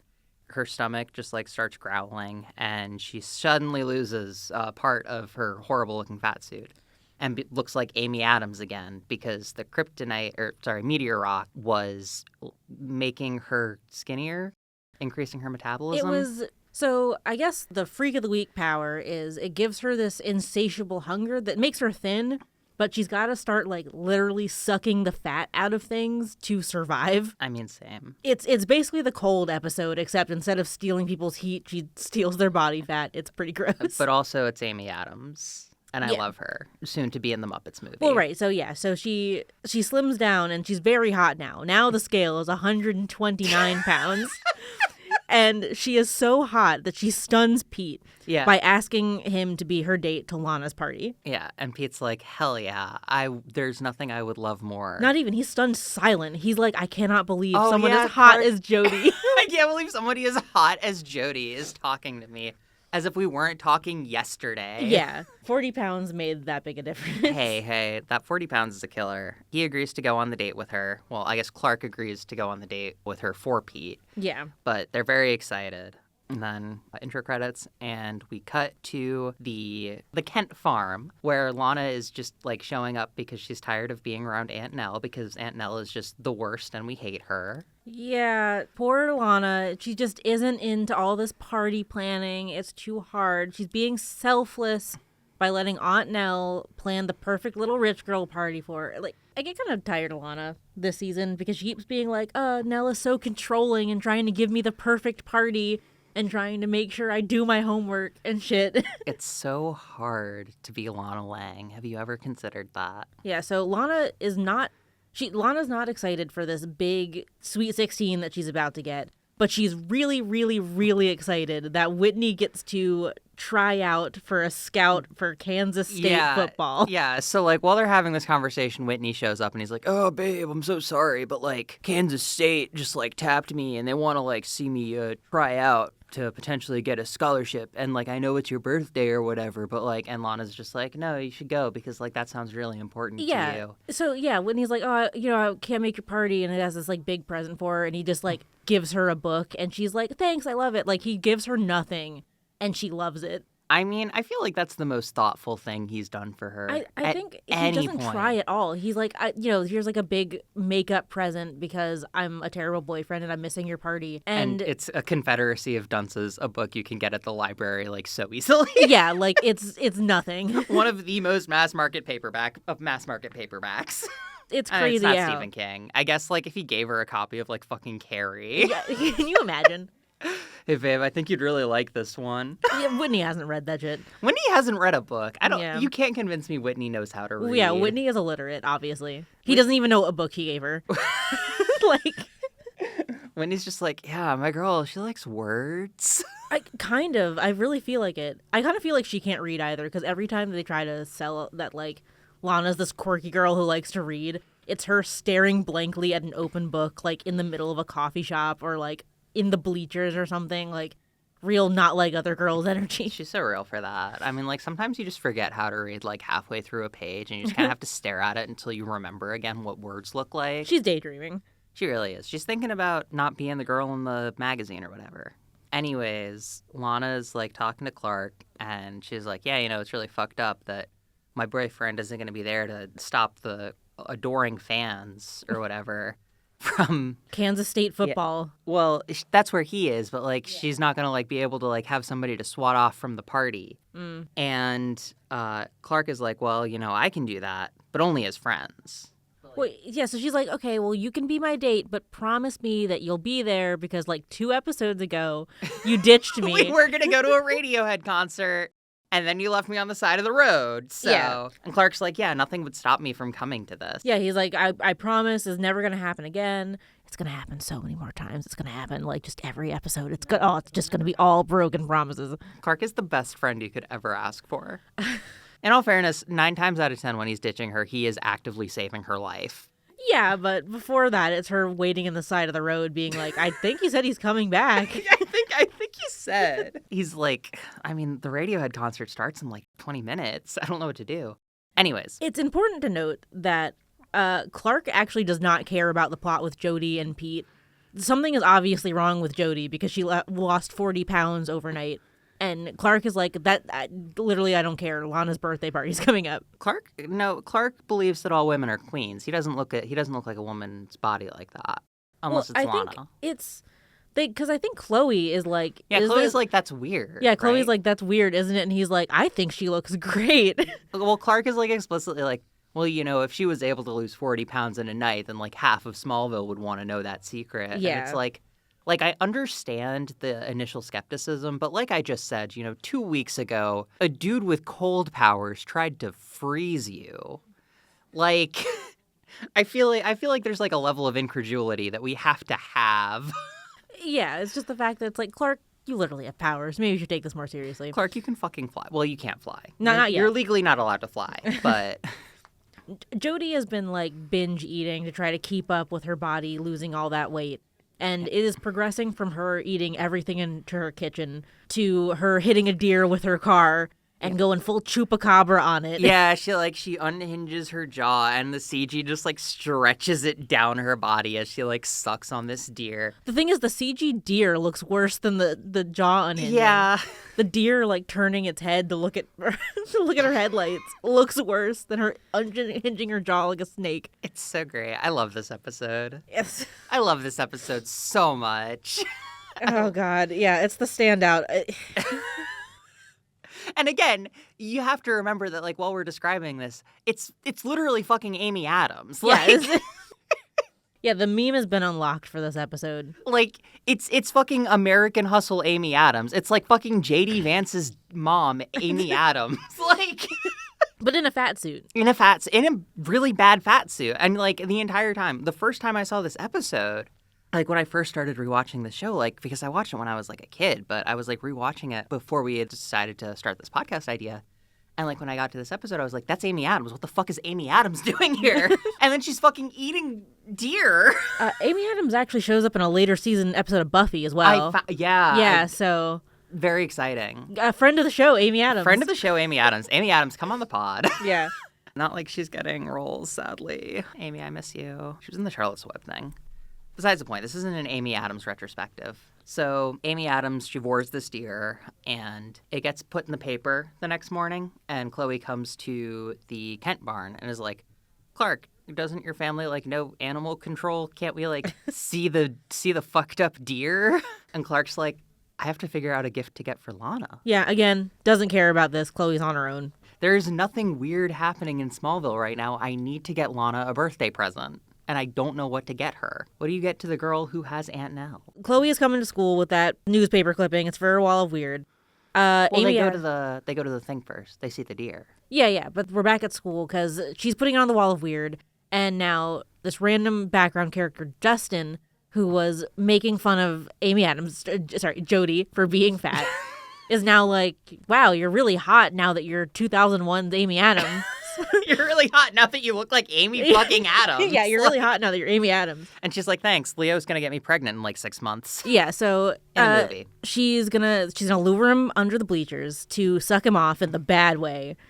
To vore him. Yeah, to vore him. She's going to vore him. She's going to suck the fat out of his body. And while this is happening, Clark goes to Lana, who's reading the book that Whitney gave her, like, in the thing, like, because he's trying to figure out a gift to get her, because, like, what do women really want at the end of the day? What could a woman ever want? The truth. Confederacy of Dunces. Okay, is that actually what the book was? That is the book, yeah. It's just, like, that's what I'm saying. It's just a random book. It's a good book. Yeah, but, like, does Whitney know that? I think Whitney just picked up the first book that he saw. Because Whitney doesn't know how to read. Whitney would, like the joke about, like, how, like, oh, you can't step inside a church because it'll set on fire. Like, that's how I think Whitney feels about a Barnes & Noble. Okay. Whitney can't step in the library. Whitney can't step in the library or else he will set fire. Like, just the amount of words around him. This is why Lana has to come help him study, because she has to go get the books for him. Yeah, because she has to get his That's why they're dating. She's the book charmer. Damn, babe, I love you, my 14-year-old book charmer. Yeah. So, well, anyways, now that, Amy Adams is attacking other people, now Clark cares because she's like, oh, wait, he's got Lana's party. She's going to be there with Pete. He's going to be there with Pete. What the hell? I can't let this fat-sucking monster at Lana's party. It's going to mess it up. It's going to ruin the vibes. But before we get to that, there is one other important thing that we do have to mention. Which part? Which is Lex is actually at the torch when Chloe gets there, and he sees the wall of weird. So Chloe, she enters, she's putting up her clippings, but Lex is already there because Lex was reading the high school newspaper for some reason. Everyone in this town reads. It's like the only newspaper. There are two newspapers because there's the one that Chloe read in the morning about the deer or whatever. But which one was that? Because it wasn't the Daily Planet, and it wasn't, what's the other one? One that... the Infora, the Inquisitor or whatever? The Inquisitor? I think it's the Inquisitor. So they've got two Metropolis-based ones, and then the only local paper is the... It's the Torch. Yeah, the only local paper is the Torch, the high school newspaper. But anyways, Lex is there, and he starts, having his little monologue about how much it sucked to grow up bald. Yeah, his one trauma until they give him something real to cry about. Until they fucking put him through the torture device. Lex goes through it later, but for now, they're really going to rely on, you don't know how hard it was growing up being me. I was bald. Well, it's the way that they try to justify, Lex hanging out with a bunch of freshmen in high school is, they explicitly say outside of, in extra textual interviews and shit, where they pretty much say oh, well, the reason why Lex is always hanging out with teenagers is because he was bald, so he was very isolated growing up. Oh, he's an outcast. He's also an outcast, so he can relate to Clark, and it just feels like a really bad excuse. Yeah, it's not really anything. Yeah. And he's only here to do the thing that he does where he's trying to get close to Clark, which he will do anything to get close to Clark, but sometimes he'll go up to Clark's friends and offer them being hey, Clark didn't accept my truck. Maybe if I offer Chloe an internship at the paper and new computers for the lab. Yeah. Insane. So Lex is trying to figure things out. He has a heart-to-heart with a different teenager. He doesn't like Chloe very much, though. I don't think anyone likes Chloe very much. No, I don't like Chloe very much. Not right now. Not right now. I mean... Later on, she's going to be the only sane character, but for right now, she's pretty annoying. She really is a rock in an ocean of insanity, where everybody else kind of ebbs and flows with the tide of just what the fuck is going on. But Chloe is always there. Chloe Sullivan, ace reporter, is always there to just be in the middle of some bullshit. To be in the middle of your bullshit. To just be in bullshit. Where she's I want to check out this deer for some reason. And it's Chloe, why? This isn't even connected. Chloe, this is roadkill. Chloe, why do you want to look at roadkill so badly? Clark finds Dustin after post-voring, and he's all saggy and shit because he doesn't have any fat on his bones. So they take him to the doctors, and they're trying to find Amy Adams because they put two and two together. And so they're trying to find Amy Adams. It's the night of the party, and Clark realizes that Pete is nowhere to be found because he's going to go pick her up. Yeah, that's what I was saying earlier when now he cares about it because he's oh no, she's going to be with Pete. So Pete's at her house, she's getting ready, and she's trying really hard not to kill and eat Pete because he was nice to her even when she was gross and fat at 168 pounds. At 168 pounds. But yeah, so she's really excited to go, but then she feels the hunger pangs, and she's no, I can't do this to Pete, the only good person to me. Yeah. So she's go away, Pete, go away. And he That's when Clark comes to save him, and she runs into the greenhouse. And of course, they're going to have this confrontation in the greenhouse because that's where all the meteor rocks are, so that she doesn't notice that he has super strength. Yeah. So he's being weakened, and she's just hitting him with a shovel over and over again, which I would also let Amy Adams hit me with a shovel, but... Okay, calm down. I'm just saying. Let she who wouldn't throw the first stone. Yeah, so... She gets suicidal, and she's just well, if I can't live, I'm gonna blow up the greenhouse. So she goes to blow up the greenhouse, and Clark saves her. Yeah. Notably, she does not die in this episode. Usually the Freak of the Week would die, but they get Jody to the hospital. Yes, she is the first meteor freak to survive in this show. And I think that's notable, beyond just being Amy Adams, my beloved doing vor. Almost doing vor on our good boy Pete Ross. Who was barely in this episode. Who was barely. Hey, this was a Pete episode, okay? But that's what all Pete episodes are like, is that it'll act like it's about him, and it'll be at the beginning and then the end. This is the Pete Chubby Chaser episode. God. While this is going on, Lex is on a little side quest of his own. Right, he's going to be introducing some minor characters. There's going to be Gabe Sullivan, who's Chloe's dad. He's like the plant manager at Luther Corp, right? Yeah. And he's like at the local Luther Corp plant. He's the plant manager. And there's also Dr. Hamilton, who's going to be kind of important the rest of the season. Yeah, so he goes to Dr. Hamilton because he's still trying to figure out what's going on with, like, his elevated white blood cells, which really doesn't matter. I don't know why he's so concerned about it. I think it's just, like, Lex getting obsessed with minor mysteries this season until they snowball into him being a full-blown conspiracy theorist. Until he ends up stranded on a... I'm not going to go there. Yeah, until we... Spoilers. Yeah, until spoiler, just like a long beep. So Lex goes to Dr. Hamilton to be like, I want to, like, fund your research because I want to, like, know what's going on with these meteor rocks because a teenager told me that they might make wild shit happen. And Dr. Hamilton's initially like, no, I don't want your money. You're a weirdo and a freak. And he's like, so are you. You're studying meteor rocks. Yeah. So Lex leaves. And at the end of the episode, Lex, he gets his bill of health about the white blood cell count thing. And it turns out it's fine. But he goes back to Dr. Hamilton to, like, talk about, you know, still doing this meteor rock research. And we get a bombshell that's never addressed ever again. Oh, Dr. Hamilton getting fired from his previous position because he had a relationship with a student? Yeah. Yeah. He got Me Too'd. Yeah, that's not important at all. They just are like, and you can't work in academia because of that student, and, like, it never comes back. Student that, like, wrongfully accused you of sleeping with her. So that's just Dr. Hamilton. That's what he's gonna be like, I guess. Yeah, love that for him. So yeah, basically they're saying that the meteor shower cured Lex's asthma and he's got a healing factor. They're going to flirt with this for like 4 seasons until they actually say it, but that's what that is. They don't care about that plot point until season 4. Yeah, they, like, really flirt with the idea of, like, Lex getting some form of superpowers beyond bald. Yeah. So that's that wrapped up. The A plot has a little moment to wrap it up because, you know, everyone had to miss Lana's party because Jody blew herself up. Because Jody tried to blow herself up. Yeah, Jody blew herself up. Lana wasn't happy with her party, so Clark gives her an extra special present. Since they live next door, he woke her up in the middle of the night and it was like, hey, I've got a projector on the side of my barn and they're going to watch old movies together because... Not even old movies. They watch Looney Tunes clips. Oh, right. Well, because Lana has this, like, memory... So she was saying one of her favorite birthdays was when she had gone to the drive-in with her parents. This, of course, happened before she was 3 years old. They give Lana a perfect memory of being a 2-year-old. But Clark gives her this extra special present of recreating the sweet moment with her parents, and she's going to put her full baby voice on this episode. Yep, she does do that. Okay, but, like, also, like, I get the vision, but... Can I be real for a second? Yeah. Can I just be real? Okay. Like, the worst part about going to the drive-in is having to watch shit in your car. I don't know. I like the drive-in. I enjoy the drive. Like, don't get me wrong. I love a drive-in. I love the drive-in. But, like, I'm personally a big fan of take some fucking camping chairs outside and just, like, sit outside your car because that's comfier. I don't know, maybe. I guess it depends. Like, especially, like, if it's supposed to be, like, a romantic thing where, like, you know, I'm, like, trying to, like, you know... Well, obviously it's not because they're, like, you know, strictly platonic, only friends or whatever. Oh, yeah, because it's not a date. Yeah, because it's not a date. It's just she came over to my house at midnight to watch fucking Looney Tunes clips off the side. But I'm just like, you can project that shit in the loft, man. I don't know. I mean, maybe.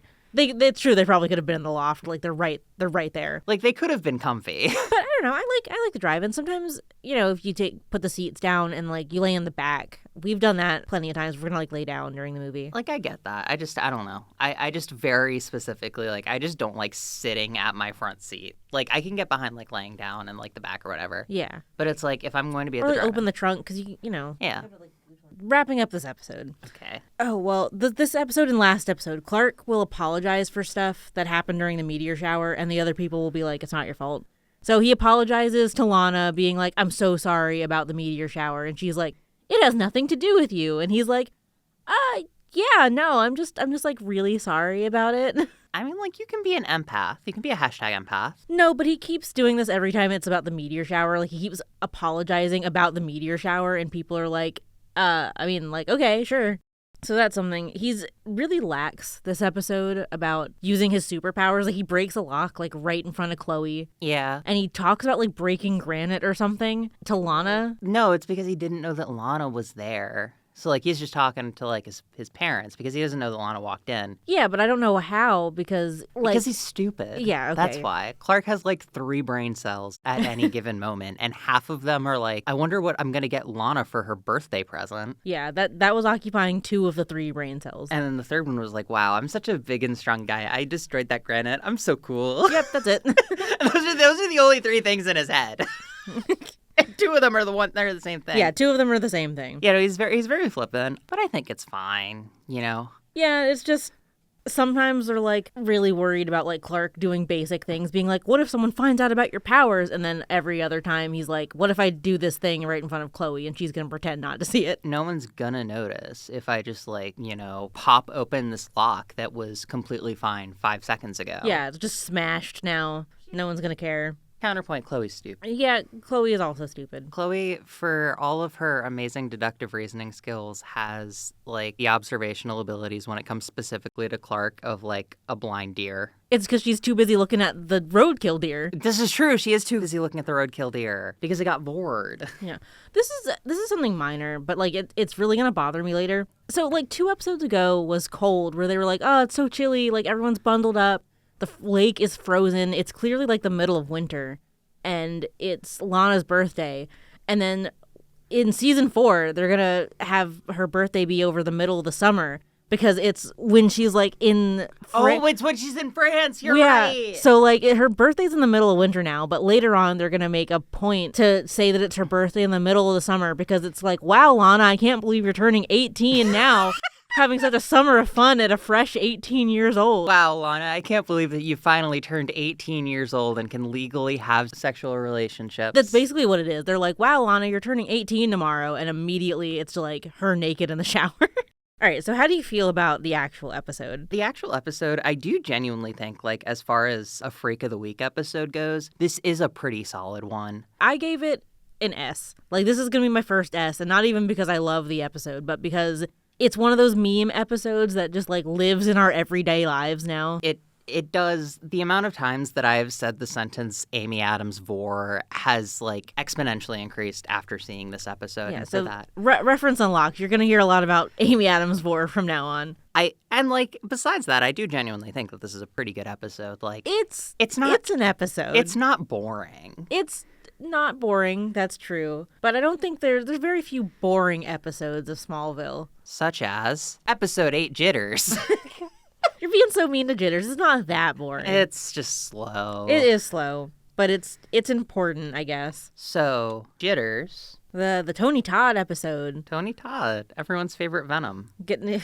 What? A lot of Spider-Man this episode. Yeah, he plays Venom. In what? Well, he plays in one of the animated shows, but also in the Spider-Man 2 video game for the PS5, yeah. Okay, well, yeah, a lot of Spider-Man this episode. But yeah, this is Tony Todd playing the Freak of the Week. Our favorite freak boy, Shaky man. Don't call him that. Why? He is suffering from a debilitating disease. He has a horrible chronic condition that makes him vibrate. He has a horrible disease and you're laughing at him. I would never laugh at Mr. Shakes.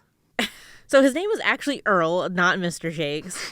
And he used to work at Luthor Corp as a janitor. And while he was working at Luthor Corp, he was exposed to experimental, refined meteor rocks that exploded while he was working on a top secret level 3 floor.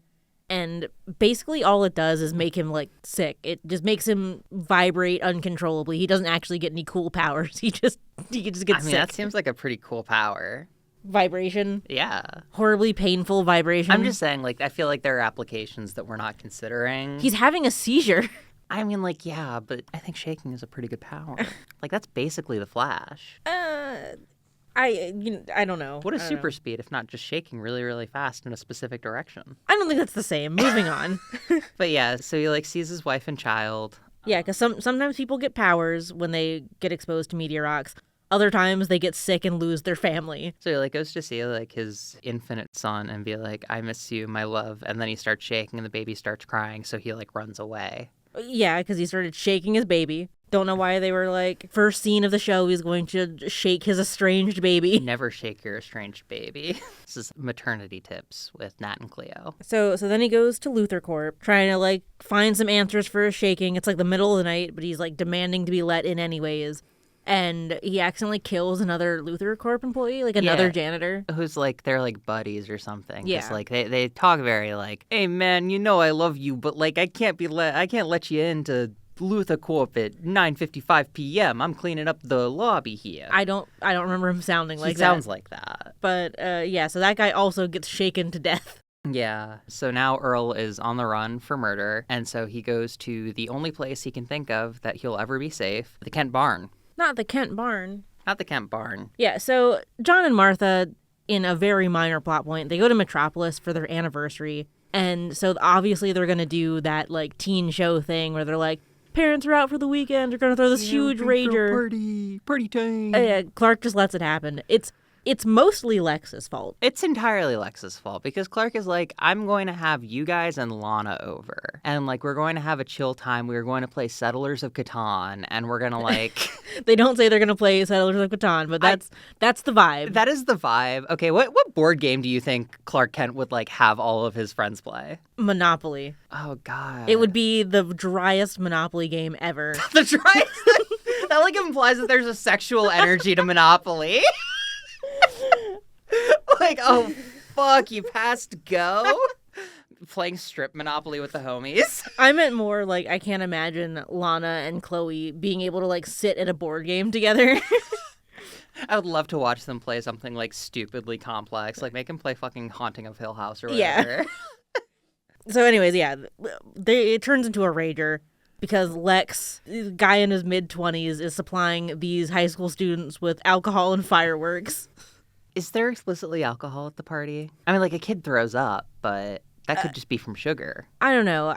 He is here because Lex is here with his, like, he brings, like, a supermodel to this high school party. He does do that. But, like, you know, because he goes up to Clark and he's like, I'm boosting your social cred. Yeah, he's like, I'm boosting your social cred. Don't worry about the cops. I've dealt with them. Yeah, so absolutely, Lex is given... Yeah, there's alcohol at the party. There's a keg. Yeah, Lex is absolutely getting these teenagers trashed. Yeah. And during Clark trying to process all of this shit happening and like his house getting trashed, Lana shows up, no Whitney, and everybody has to comment on it. Because Whitney does show up. Because he shows up later. They get into a fight as soon as he gets there. Yeah, as soon as he gets there, because he's like, what are you doing here? And it's like, okay. What are you doing here? I live next door. My brother in Christ, what were you doing at the Devil's Sacrament? Like, I mean, there's a lot of... Lana, out of all people, makes sense for being here. Like, Lana is next door and they're setting off fireworks. What I want to know is why Lex Luthor is here with, like, this gold-digging model. Like, you brought this chick to a high school barn party. Well, I mean, there's nothing better than a high school barn party. Yeah, because it's like, Lana was part of the Catan crew. Like, Lana was invited regardless. Yeah. I feel like she's the least weird person to be there. But it becomes this whole fight where Whitney's like, I can't believe you, like, went here without me. And it's like, what, dude, what the fuck? Weren't you busy? Yeah, like, didn't you have a pay-per-view game or whatever to do? Yeah, he had something to do. A football game or whatever. But anyways, they go into the barn to fight some more, and they immediately find Tony Todd, who is there for safety. Chloe assumes that he's a junkie for some reason. Because Chloe's racist. Because Chloe... Like, yeah, so they find him in the barn. Chloe, for some reason, thinks he's a junkie for totally not racially motivated reasons. Chloe is the most racially sensitive person on this show. She is so woke. She won't even date. She won't date Pete. She's friends with Pete. But Pete really wants to date her, and she won't do it. She's friends with the one person of color in the school, except for the kid that they put in the really bad T-shirt. Yeah. No, there's other women of color. Just because like Pete needs people to date in the background. Oh my God, you're so right. Anytime like Pete needs a random actual girlfriend in the background, it's just gonna be some other unnamed black girl. This is so true. God. Incredibly weird comment by Chloe, but yeah, so Clark's like, wait, I recognize him. He like worked on the farm and he tried to teach me how to play guitar or whatever. Yeah. And promise there's not no reason. Earl does know Clark, apparently. Yeah. So they take him to the doctors to like see what the fuck's going on, and like while they're at the doctors with him, cops show up looking for Tony Todd. And they're like, he's wanted for murder. Ooh. And Clark's like, never, not my Earl. But, like, he's fine. Clark's going to investigate because Tony Todd has told them this whole story about working at Luther Corp and getting exposed. And Clark's like, oh, no, that's fine. I have a field trip to the fertilizer plant tomorrow. The fertilizer plant that you got disabled at. So, like, we can look for some stuff there. Yeah, just so happens that they have a field trip. I feel like 9 times out of 10 when they go on a field trip, it's like a Luther Court building, like it's the one place in town, so they just keep going to field trips over and over at the Luther Court place. Well, I mean, it's the only thing in town. Yeah, it must be. It's fucking Smallville. What else would you go to? The Talon? The Beanery? Field trip to the Beanery? Field trip to the Beanery. We all get burgers. But, we actually see Gabe Sullivan. Gabe Sullivan, American hero. Chloe is very embarrassed by her by her dad. I mean, her dad is kind of cringe. I love him. Whatever. He's my favorite character.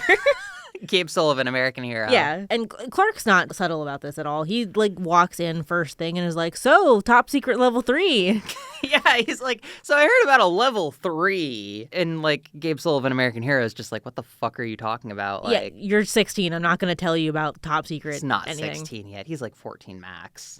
He's a freshman. Well, Lana just turned 16, so he's Lana 15. did not turn 16. She's a freshman. That was last episode. That was her 16th birthday? I assumed it was like her 15th. Look, the timeline is all... The timeline is bullshit. Time doesn't exist in Smallville. Everybody looks 24. Yeah. No, I thought it was like her sweet 16, which is why Nell was making it like a big deal last episode. Maybe. You might be right.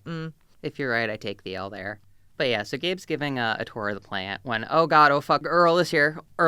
And he's holding everybody hostage. He's trying to find level 3. He's holding, so in my notes, I'm trying to figure out who the fuck PM is, because I have Earl is holding GS, who's Gabe Sullivan, American hero. PM, I have no idea who the fuck that could be. PM? What's Pete's last name?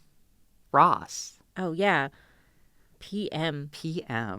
No idea. Basically, Tony Todd takes a class of sophomore. Well, no, not even sophomores, because Whitney's Freshman. there. Oh, yeah, it's just like a random assortment of kids. Yeah, a random assortment of kids. So he's holding them all hostage and being like, if the Luthers don't tell me about the level 3 stuff, I'm going to kill these kids. I'm trying to figure out who PM is. PM. I don't... I have no clue who it could Pretty be. much everyone's there, though. Except for Suki. Except for who? Except for who? Except for Suki. Who the fuck is Suki? Wait, let's back up. Who is Suki?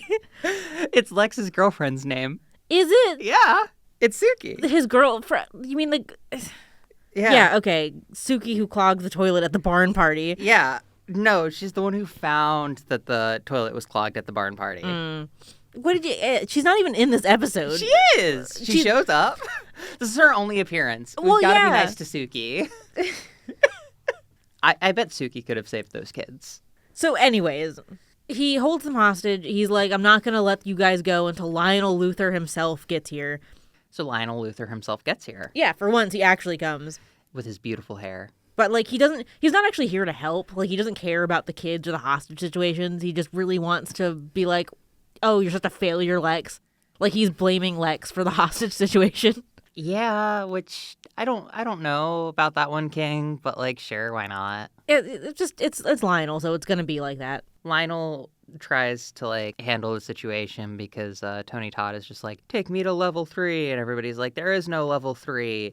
And so Clark like starts going around the building trying to find level 3 or whatever. Well, before that, to add an extra layer to the hostage situation, Earl like randomly breaks like this methane gas valve. Oh yeah, he does do that while shaking. Yeah, he like has a seizure while holding the kids hostage, and he breaks this like methane gas valve. And so Whitney's like, okay, like Whitney of all people is like, I can take care of this guy. I'm the captain of the football team. Yeah. And then so he gets shot. Yeah, well, because he asked like Clark for backup, being like, you're the next biggest guy here, help me. But because Tony Todd's got like meteor rock powers, he can't touch him. So like, yeah, Whitney gets his shit rocked. Doesn't he like just straight up get shot? I just said that he loses the fight. Because somebody gets shot. Tony Todd has a gun. Yeah, I think that's what he breaks is the gas valve. He shoots the valve. Oh, okay. He's seizing and he squeezes the gun and the gun goes off and breaks the valve. Yeah. And now they're like, great, we're dying faster. Great. But yeah, so Lex makes a deal with Tony Todd where if he lets the kids go, Lex will come into the building and will help him get to level 3. But the thing is, the plot twist, the twist of the story is Lex genuinely doesn't know about level 3 either. No, yeah, he doesn't know what's going on. He is way over his head. So he comes in, and meanwhile, like, as the kids are all evacuating, Clark is running around the like facility trying to find this level 3 elevator. Well, they're not evacuating because of the gas leak. Well, Lex went in there, the gas leak started. And then they're like, we're going to have to seal off the building to contain the gas leak. But, like, all the kids are inside. And Lionel's like, I don't care about the kids, just seal it. And they go, Lionel, your own son is in there. Lex is inside. And he's like, lol, okay, seal it faster. I mean, real. Lionel fucking hates this kid. Let's be real. Lionel fucking hates Lex. But he's like, no, if my kid's in there, seal it faster. I hate that guy. Please, just blow up my kid. Because Martha's the one who's like, think of the children. And Lionel's like, I am. My kid's in there and I hate him. Yeah, I'm thinking about my cringe bald son. God, he can't even have cool hair like me. Yeah. God, the glorious mane on Lionel. God, I love Lionel's hair. It's so funny. Great. I love him. I love you, John Glover. So Lex takes him to the level 3 that he thinks is imaginary. Well, Clark finds it. Yeah. It's because they're all leading him there, right? Mm-hmm. And then Clark, using his X-ray vision, is like, oh shit, it's real. Yeah. So he breaks down the wall because like they had like plastered over the elevator to level 3, but there was still a functioning elevator. Yeah. They just like paved over it. Yeah, they just paved over it, but like they kept all the wiring and everything. It still runs perfectly fine. It's just, there's a wall in front of it. They fucking Amontillato'd it. Yeah. So they all go down to level 3, and Earl is super surprised to find that it's been completely cleared. There's nothing there anymore. And he starts freaking out. They're like on It's like a scaffolding kind of. Yeah, it has a proper term. I can't remember it. Catwalk.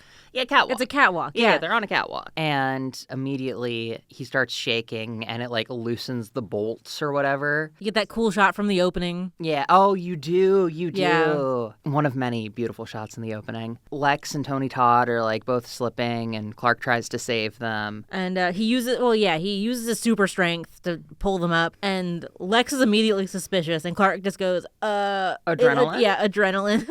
And he's like, yeah, it makes sense. Yeah. So everybody gets out. Everybody is okay. Tony Todd dies, correct? No, he doesn't die. So Lex didn't know about the level 3 stuff being real, and he was pretty mad that Lionel knew about level 3 and like sealed it up and like didn't tell him. So he goes on the news and is like, I'm gonna pay for this guy's medical expenses on Luthor Corp. Oh, you're so right. And Lionel gets pretty mad about it because he's like, I don't want to pay for this random guy that I fucked over. You're so right. Okay. So that's the end of the episode. Yeah, so you got him, Lex. You got to pay his med bills. Wow. So happy. All right. Anything else you have to say about jitters? No, this episode's like, yeah, not a lot happens in it. It's important for like the overall plot as far as like some people get sick from meteorox. Like, Luthor Corp is working on meteorox, and I guess that like Lionel knows about it, but Lex doesn't yet. But the actual like content of the episode is like whatever. There's like nothing that really happens. It's certainly an episode of all time. Okay, so what do you give it then? I have no fucking idea why I put down 4 out of 5 in my notes. 4 out of 5. You've it's been like talking, a 2. You've been it's like talking so bad about this episode, and you put 4 out of 5. Past life me apparently really liked the jitter episode. It's like a 2-star for me. And you just rewatched that today. I just rewatched it, yes. Wow. I rewatched it in the car waiting for you guys to like I was finishing the episode as I was waiting for you guys to leave so that way we could come to the recording studio. Wow. Yeah, I think both of those are too extreme. I don't think it's 4 stars good, but I don't think it's 2 either. I gave it a C-. I gave it a C-. I was being reasonable about this. I don't think it's any worse than anything else that happened this season. I think it's just like in context of like the rest of this batch of episodes, I feel like it's the weakest. Maybe. I think maybe I gave it like a C because some of it is just objectively funny. Like Lex going to this high school party with a date. With Suki. Yeah, with Suki. Totally important character. Most Suki. important character in the show, Suki. Or like, again, Chloe just randomly assuming that Earl's a junkie. Insane. Whitney wanting to take on a guy with a gun because he's 17 and very cool. Whitney being at a freshman class's field trip. I guess what possible class could that be for? I have no idea. I don't think they ever say because like it's a fertilizer plant. Like what class could it be? Agricultural studies? I mean, I guess this like rural school might have that, but like, why does it span all 4 grades? I mean, it could be like an elective was my thought process. I don't know. But yeah, so that's that one. Any final thoughts on this batch of episodes? No, I guess the one that really stands out is Amy Adams doing Vor. Amy Adams Vor. But otherwise, just standard season 1 episodes. I'm going to be saying that for a while. Yeah, you can definitely feel like early on into the show, they're kind of trying to still figure out these characters, both on screen and off, trying to figure out like how it fits in. So you get a lot more formulaic episodes compared to like the really wacky shit later on. But I don't think that's necessarily a bad thing. No, I don't think it's bad. We get less, like, true Freak of the Week, so I appreciate season 1 for that. But we do have to deal with baby voice Lana. We do have to deal with baby voice Lana. Her and her little pass the popcorn. I don't want to be the girl in the magazine cover anymore. Clark. All right. Clark. Yeah, it's a lot, but whatever. She becomes so much worse. Yeah, it's fine. She's cringe at worst now. I love Lana Lang. Favorite character.